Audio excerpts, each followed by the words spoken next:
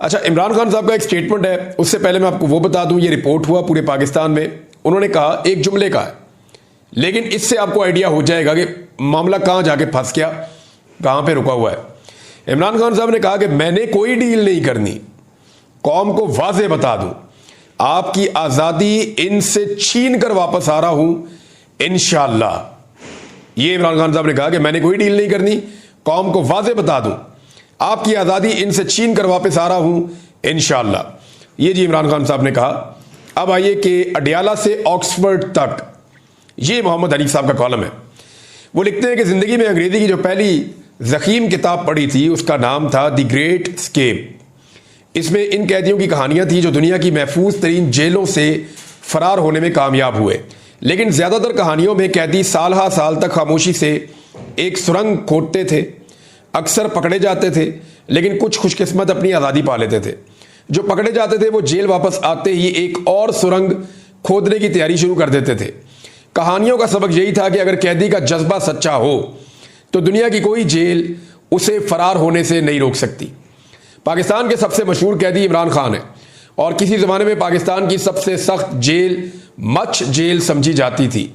लेकिन आजकल अडियाला है, जहां पर जेलरों को कैदी से हंसकर बात करने पर गायब कर दिया जाता है। और कैदी का जज्बा ऐसा है कि आपको उनकी सियासत से लाख इख्तलाफ हो, लेकिन उनके जज्बे से उनके सियासी मुखालिफिन भी तंग हैं। जिस तरह इमरान खान ने पाकिस्तान की सियासत में नए अंदाज मुतारफ करवाए हैं, इसी तरह उन्होंने अडियाला जेल से फरार का एक अनोखा मंसूबा सोचा है कि वो ऑक्सफोर्ड यूनिवर्सिटी के चांसलर का इलेक्शन लड़ेंगे।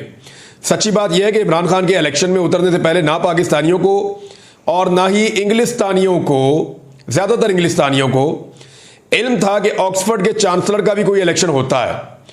उनके ऐलान के साथ ही सबको चांसलर के इलेक्शन का ऐसे ही पता चल गया जैसे अब बच्चे बच्चे को इलेक्शन फॉर्म 45 और इलेक्शन फॉर्म 47 के बारे में पता है। फॉर्म 45-47 वाली कहानी तो सबको पता ना पाकिस्तान में। गोरों के एक कदीम इदारे के भूले बसरे इंतखाब में शामिल होने का ऐलान करके इमरान खान ने उसमें जान डाल दी है। मंसूबा यह नहीं कि इमरान खान अडियाला जेल से सुरंग खोदना शुरू करेंगे और एक दिन ऑक्सफोर्ड के चांसलर के दफ्तर में नमूदार हो जाएंगे। वो रहेंगे जेल में ही, और जैसा कि उनके जानसार समझते हैं, जेल में रहते हुए मजबूत से मजबूत तर, मकबूल से मकबूल तर होते जाएंगे। लेकिन चांसलर का इलेक्शन लड़ने से उनका नाम मगरबी दारुलहुकूमतों में एक बार फिर गूंजेगा। सबको याद आएगा कि वो एक शोराए आफाक क्रिकेटर थे। उनके मद्दाहों को लंदन की पार्टियां, शाही खानदान के साथ मुलाकातें और साबिका शरीक हयात जमैमा खान के साथ तस्वीरें दोबारा शेयर करने का मौका मिलेगा। उनके कैंसर अस्पताल का जिक्र आएगा। ये बात भी याद आएगी कि वो पाकिस्तान के साबिक वज़ीर-ए-आज़म भी हैं और उन पर मज़ायका खेज किस्म के मुकदमात चलाए जा रहे हैं। चांसलर के इंतखाब के लिए इमरान खान के अलावा किसी दूसरे उम्मीदवार का नाम भी शायद ऑक्सफोर्ड से बाहर लोग नहीं जानते, लेकिन इलेक्शन होता है। गुमनाम उम्मीदवार भी अपना जोर लगाएंगे। एक बरतानवी सहाफ़ी ने एक कॉलम में इमरान खान के खिलाफ इंतखाबी मुहिम का महाज खोल दिया है। इल्जामात वही है पुराने वाले, सलमान रुश्दी के साथ एक स्टेज पर बैठने से इनकार, तालिबान और उसामा के लिए नरम गोशा और औरतों के बारे में फरसूदा ख्यालात। इन बातों से ऑक्सफोर्ड के इलेक्शन में पता नहीं उनके कितने वोट टूटेंगे, लेकिन पाकिस्तान में यकीनन बढ़ेंगे। अगर वो ये इलेक्शन जीत जाते हैं तो कैदी नंबर 804 को गोरों ने भी अपना लीडर मान लिया, और हार गए तो गोरों की अजली इस्लाम दुश्मनी। इंतखाबात का नतीजा कुछ भी हो, दुनिया को याद आएगा कि इमरान खान एक सियासी कैदी है और गालिबन दुनिया के हसीन तरीन सियासी कैदी जेल की सख्ती बर्दाश्त कर लेता है, लेकिन गुमनामी नहीं। तो इमरान खान एक बार फिर मगरबी मीडिया की शाह सुर्खियों में होंगे। जो भी सियासतदान पाकिस्तान की किसी जेल से फरार चाहता है, उसकी सुरंग का रास्ता GHQ से होकर गुजरता है। इमरान खान अपना रास्ता खुद बनाने पर मुसर है, बजिद है। शायद वो पहले फरार होने वाले कैदियों का अंजाम देख चुके हैं। सियासतदानों में जेल से फरार होने का सबसे ज्यादा तजर्बा नवाज शरीफ रखते हैं। अटक किला से फरार हो चुके हैं, कोट लखपत से भी, लेकिन इतनी मरतबा फरार होने के बाद वो अपने घर जाती उम्रा में भी अपने आप को कैदी समझते होंगे। अब फरार होंगे तो कहां जाएंगे? दूसरी तरफ इमरान खान अपनी सुरंग खोद रहे हैं और कोई जेलर रोक भी नहीं सकता।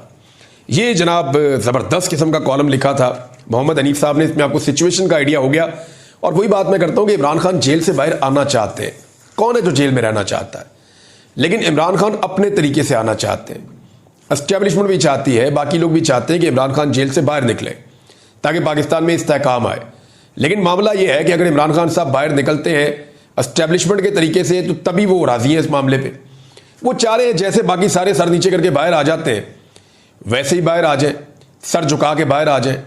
लेकिन इमरान खान कहते हैं जी बड़ा वाला फाटक खोलो, मैंने सर नीचे नहीं करना, मैं जेल के अंदर जिस इज्जत के साथ गया हूं मैं उसी इज्जत के साथ बाहर आऊंगा। और इमरान खान साहब का कद वैसे भी बहुत बढ़ गया जेल के अंदर रहने की वजह से, तो अब तो उस छोटे दरवाजे से वो गुजर भी नहीं सकते जो एस्टेब्लिशमेंट ने और हुकूमत ने मिलकर बनाया है। अब इमरान खान के लिए बड़ा गेट या तो खोलना पड़ेगा या कोई और हल निकालना पड़ेगा, क्योंकि पुराने सारे जो आजमूदा नुस्खे थे वो इमरान खान साहब के मामले में बेकार हो गए।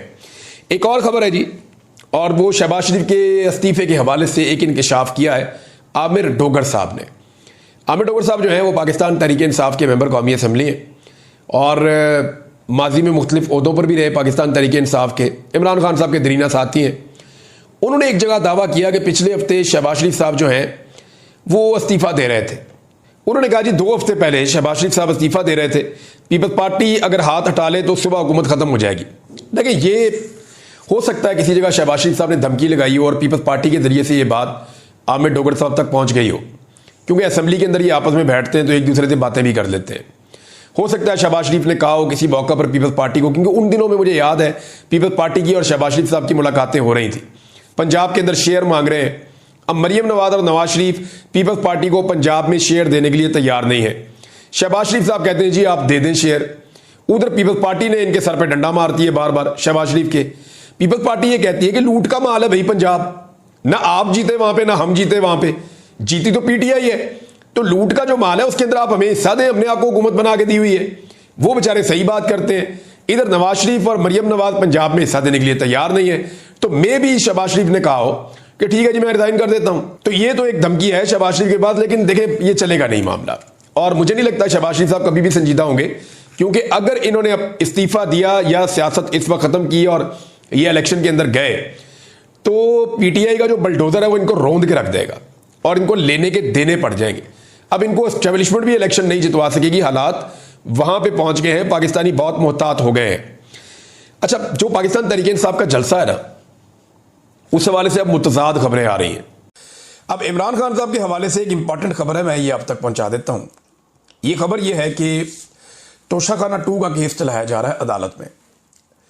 अब पाकिस्तान तहरीक इंसाफ चाहती है कि पहले अलकादर में इमरान खान साहब की जमानत हो जाए, वो बाहर आ जाए, फिर चलाते रहे तोशाखाना 2 का केस। लेकिन जो एस्टेब्लिशमेंट है उसकी ख्वाहिश ये है कि इमरान खान साहब जेल के अंदर ही मौजूद हों, पहले उन्हें तोशाखाना 2 में सजा सुनाई जाए ताकि वो जेल के अंदर रहे, और फिर उन्हें अलकादर में जमानत दी जाए।